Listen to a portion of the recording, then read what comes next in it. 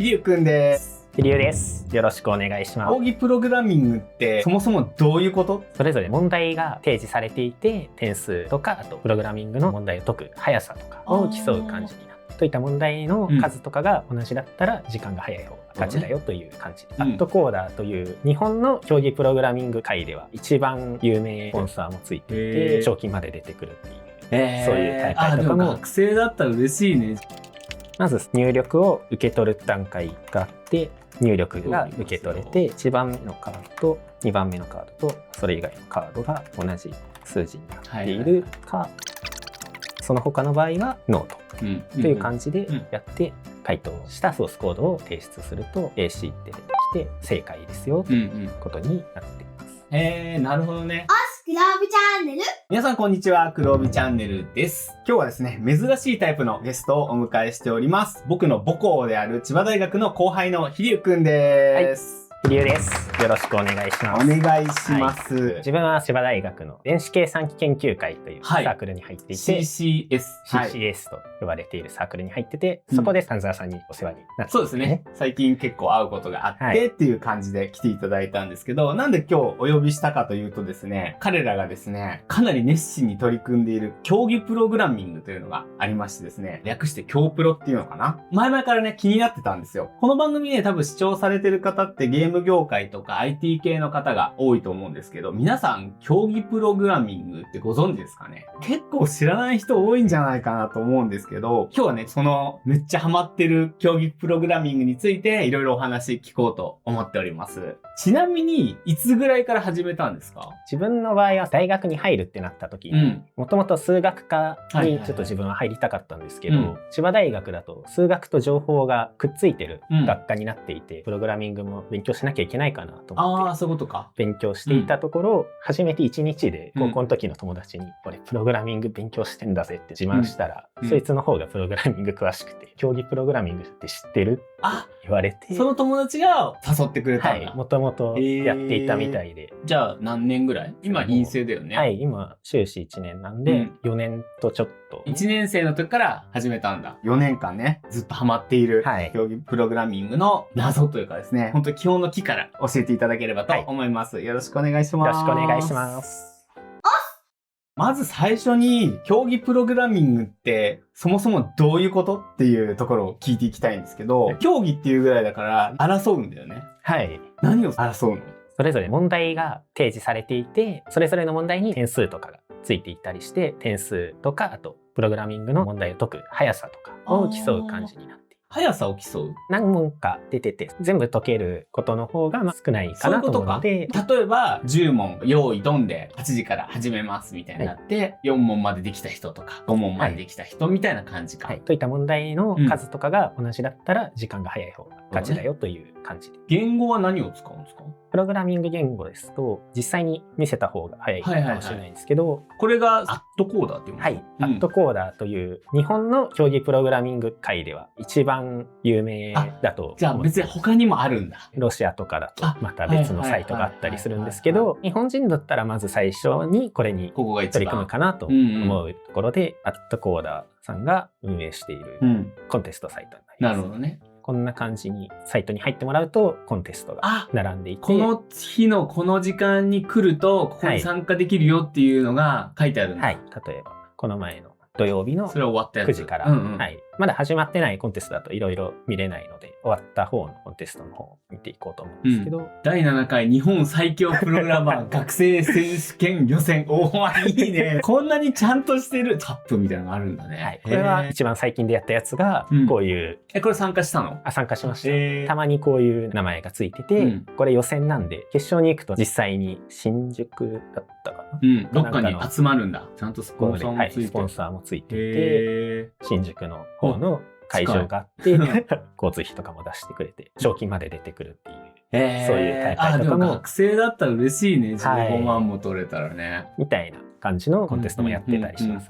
選手権によって C プロプラだよとか、言語決まったりする？言語はほとんど何でもよくて、実際にちょっと問題のページの方を見ていくと、これが実際出た問題ってことね。はい、この前自分が取り組んだ問題になってるんですけど、うわー、テストだ。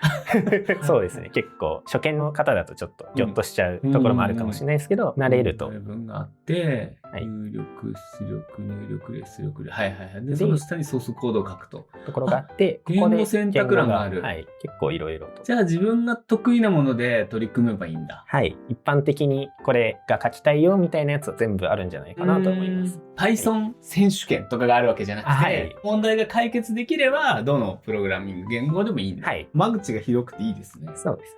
審判みたいなのがいるの？デジタルだから、どのぐらいで解決したかみたいなことはデジタルで判別されるって感じ？そうですね。基本的にデジタルで提出したソースコードを向こう側のサーバーが実行してくれて、それで合ってるよとか間違ってるよとか。間違ってるもあるし、この人が一番初めに提出したっていうのをまあタイムスタンプかなんか見て判別してみたいな。そうです。数学のテストって感じで見た目はね。そうですね。数学的な記号とかも結構出てるんで、これはちょっと選手権の予選なんでちょっと難しいですけど、なるほどね。初めからいきなりここに取り組まなくても、例えば大学1年生で始めるとかだったらもっとイージーなやつもあるよっていう感じか。なんとなく分かってきたんだけど、具体的にじゃあどんな感じで入力してやるのかみたいなのって、ちょっと見せてもらえたりとかする？はい。これは何？非公式で問題集みたいな感じで見やすくしてくれるサイトが。はい、まとめてくれてるんだ。トレーニング用の問題として使えるようにって感じなのかな？はい。さっきほらロシアとか言ってたけど、はい、プログラミング言語だったら別にロシア人とでも一緒にやれるんだ。はい、そこなんか面白いね。アットコーダーは日本の会社なんですけれども、日本人の比率でいうと2割とか3割くらいだったかな。日本人が2割なんだ。結構いろんな国の人が。そうだよね。だって言語の壁全然関係ないもんね。はい、時差ぐらいか。日本人が参加しやすい時間にしてるんだよね。さっき8時みたいになったもんね。はい。5枚のカードがあり、それぞれのカードには整数 ABCDE が書かれています。この5枚。カードゲームみたいな5枚組以下の条件を満たすとき、またその時に限ってフルハウスであると呼ばれます。5枚組がフルハウスであるか判定する条件が書いてあって、まあトランプだね。1から13までと、あと全部同じ数字ではないよということが保証されています。入力が、こう例を見た方が分かりやすいですね。こういう感じで出てくるので、それに対してフルハウスだったらイエスと、フルハウスじゃなかったらノーと言ってくださいという問題になっています。実際自分のパソコンに入っているエディターとかで問題解く方が多いと思うんですけど、今回ちょっとここに直接書いていこうかなと思います。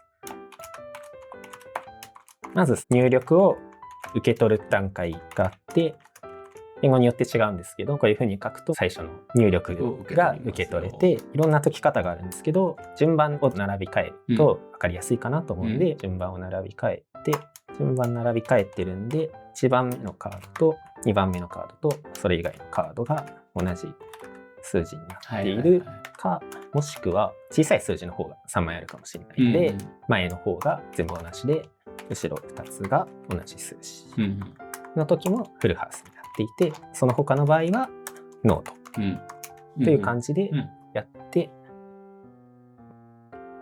下に提出ボタンがあったりとか、あと提出っていうタブがあるんで、そこから提出ができて、ここで回答したソースコードを提出すると、向こう側のサーバーで実行していて、AC って出てきて、AC っていうのはアクセプト略で正解ですよということになっています。実行時間、メモリ。実行時間とかメモリっていうのはこのプログラムを動かした時に使った時間とメモリなんですけど、一応制限があってある程度以下じゃないといけないよという。そうだね。結果はちゃんと出したけどめっちゃ冗長なプログラムが入ったりすると点数が低かったりってこともあるってことね。そうですね。その制限時間がないと3年かかるやつを出して、答えは正しいの出すんですけどって言われても向こうからしたら困ってしまうじゃないですね。そこはね、足切っとかないといけないのね。へえ、なるほどね。時間とかメモリとか、ある程度以下じゃないと言ったんですけど、時間をある程度以下に収めるっていうのも競技プログラミングの魅力の一つで、それの簡単な例をお見せできたらなと思うんですけど、こちらの問題で、こっちは難しい感じで書いてありますけど、要約すると、まず最初に何か数字があって、この場合だと6で、長さが6の数列が2つあって、その数列のそれぞれから数字を1つずつ選んできて、それを足した時の最大値がいくつになるかというのを答える問題で、賢明な視聴者の方なら思いついてる方もいるかもしれないんですけど、一旦ちょっと間違いの大法というか、をお見せすると、まず入力を受け取って、答えの数値として適当なすごい小さい数字を入れておいて、法文を書いて、それぞれ i と j っていうのを何番目の数字を選んでくるかっていうのにしておくことで、このように書くと A の方から i 番目を選んで B の方から j 番目を選んだ時に、それを足した値と今答えとして置いといた適当な値で大きい方を答えとして選び直しますよっていうことをすると、選び方の中で和が一番大きくなるっていうようなものを取ってこれるというふうになっているんですけど、最後にアンスというのを出力します。これでじゃあ一旦提出してみましょう。さあどうだ？今実行で首都ケースというって感じなんですけど、新しいやつが出てきました。実行時間制限超過って書いてあるんですけど、超過はしてるよって教えてくれた。超過はしてるよというのを教えてくれていて、さっきのページを見ると、ここでもいいんですけど、ここに実行時間制限2秒書いてあって、プログラムが2秒以内に終わるようなプログラムじゃないと正解として認められませんよというものでして、今提出したものを見てみますと、ここで i と j っていうのをそれぞれ1個ずつ選ぶということをやってるんですけど、九九の表とかを思い浮かべてもらうと分かりやすいんですけど、i と j っていう2つの数字をそれぞれ1からいくつまで調べるみたいなことをやると、2次元の表になって、全部総ざらいで調べるの時間かかるよねってことか。そう、2乗かかってしまって、n の2乗かかるんで、この場合だと縦の長さが 5×10 の5乗、横の長さも 5×10 の5乗みたいな、すごいどでかい表みたいなのを考えなきゃいけないんで、すごい時間がかかってしまうので、それを改善しなきゃいけないんですけど、これはさっきのやつですね。i、j それぞれを全部の組み合わせについて考えてしまってるからものすごい遅くて、例えばアンス1、アンス2と2つの数字を用意しておいて、A と B とそれぞれについて一番大きいものを持っておくという。例えばこれでアンス1の方で A の中で一番大きいものを持っておくよと。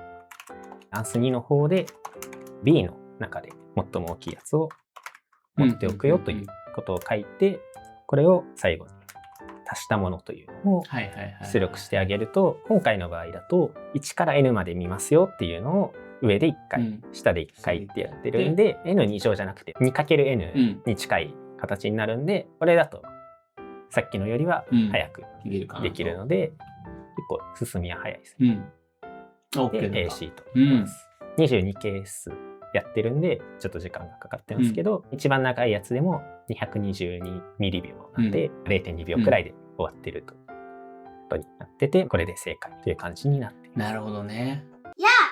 M のプログラミングとかでも同じことってあるじゃない、処理をこう軽くしようとか、実行を早くしようとかっていうところでプログラマーさん工夫するけど、そういうのを一つ一つのこういう問題に対してやっていくってことなんだ。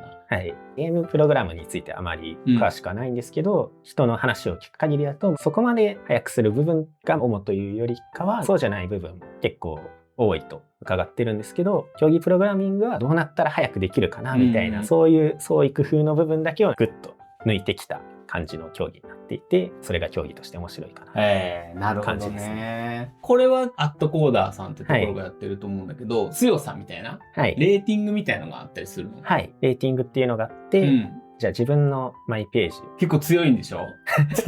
レートの数字があって、今一応2042というのが、これも下のあれが日付で上がレートの数字になってて、一番最初ずっと上がってきて上がったり下がったりしながら2042に今なっていて、400ごとに色が変わっていて、これがグレード。なんか聞いたことある、なんかカラーみたいのがあるんだよね。色でグレードを表すみたいな感じになってます。これがマックスはどこにいる？マックスはまだ上はあって、全体のランキングの方を見ると、一番上まで行くと自由に自分の好きな色をつけられるっていう自由枠がランク帯が、事実上の一番上は赤い色が一番上になってて、日本のユーザーだけにちょっと絞ってみますけど、日本で絞るとその上の6人ぐらいが自由枠？おー、かっこいいな。かっこいいです。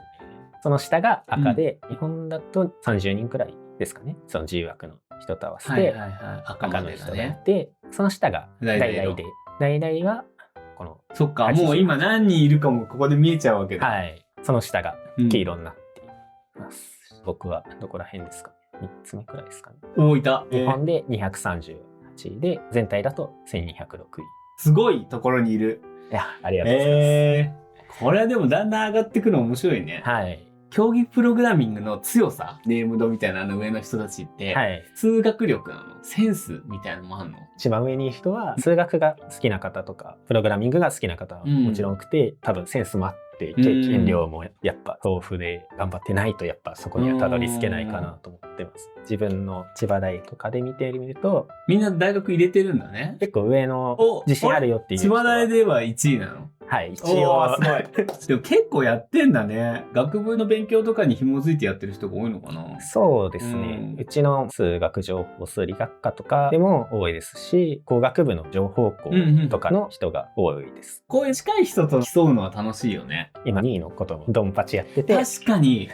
どっちも黄色だし。はい。今までずっと自分が1位だったんですけど、2回前のコンテストで初めて抜かれて、で、やばいどうしよう、この撮影があるのに。撮影があるのに1位じゃないって。この前の日曜日のコンテストでなんとか抜き返して。参加数163多いのかなと思ったら、下の方にね、223とかいっぱい参加してる人もいるんだ。毎週あるんで。さっきね、曜日見たら土日みたいな感じだったよね。そうですね。土日が多い。土曜日のコンテストがどちらかというと初心者向け。ああ、なるほどね。全然上の方の人でも歯応えがある問題が出るんですけど、どちらかというと初心者向けで、日曜日にある方が発展的な方になってて、まず最初に始めようかなと思う方は土曜日のやつから出るといいと思います。人と戦ってるけど、別に負けたからっていうよりは、自分との勝負っていうかさ、陸上みたいなもんでタイム短くしていけばよくて、世界一になってなくても、自分のタイム縮められたら嬉しいみたいなとこあるもんね。そうです。この間ね、石場で飲んでる時にさ、時間だみたいなこと急に言い出して始まっちゃうとかって言ってて、生活の一部になってるなと思ったんだけど、大学1年の時からずっとやってるわけじゃない？そんなにハマる楽しさってどこにあるんですか？まずはやっぱり勝負事であって、レーティングの数値とかもズバッと出てくるんで、レートの数字上げたいとか。上げたいとかね。さっき IT 企業とか、そういう感じの方がスポンサーとしてるのを見せたと思うんですけれども、そういう企業に入るためにもちろんこれだけではダメだと思うんですけど、就活が有利に。ちょっとそういうのもありつつ、趣味と実益を兼ねてるみたいなね。兼ねてて、やっぱりレートが上がるとすごい嬉しくて。そういうプログラムを活かした仕事に就きたいと思ってるの。そうです。1位と2位のデッドヒートの話を聞いて、ハマる感じはすごい腑に落ちました。他の人を勧誘したりもしてるし、よっぽど面白いんだろうなと思って。そうですね。一緒にやろうよって言ってたじゃない？この間。あれはチーム戦があるわけじゃないの？アットコーダーさんのコンテストだと基本一人のやつが多いんですけど、ICPC っていう別の大会があって、大学対抗戦みたいな。大学の名前を背負って3人1チームで出る。そういうのあるんだ。そういうのもいいよね。僕もずっと空手やってるけど、空手基本的に3対3で同時にやることはないからさ、基本的には1対1でやるんだけど、団体戦って盛り上がるんだよね。そうなんですよ。大学のね、名前背負っていく。そういう時はバチバチの彼とも一緒に出ることもあるかも。仲はいいですよ。仲いい。ちゃんと競技なんだね。部活感あるなって今思った。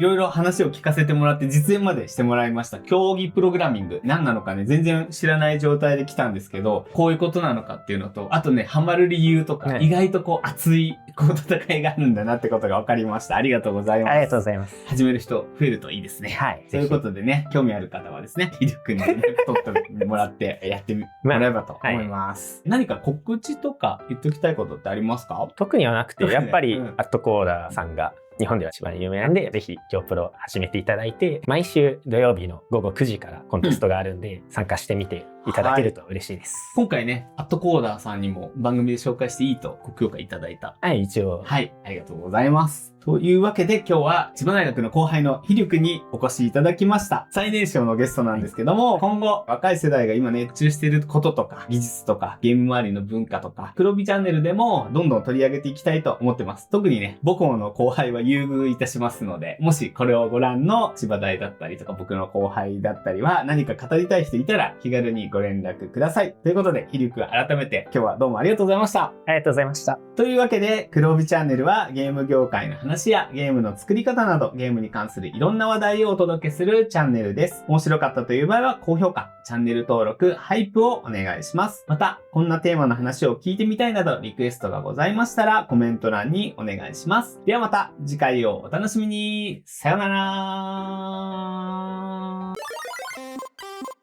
ボタンとチャンネル登録をお願いします。じゃあねー。